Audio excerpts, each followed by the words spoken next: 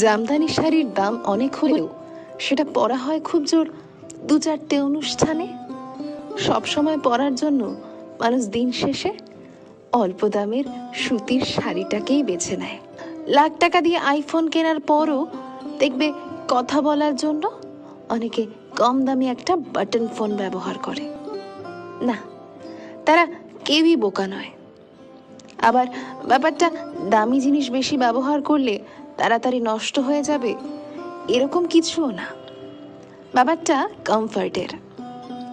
লাইফে সুখী হতে চাইলে গ্ল্যামার আর সৌন্দর্যের চাইতে এই কমফর্ট ফিলটাই বেশি প্রয়োজন। গ্ল্যামার আর সৌন্দর্য হয়তো কিছু মুহূর্তের জন্য সুখ এনে দিতে পারে, কিন্তু সারা জীবন সুখে থাকার জন্য এমন একজনকেই বেছে নিতে হবে যার কাছে থাকলে সেই কমফর্ট ফিলটা পাওয়া যায়।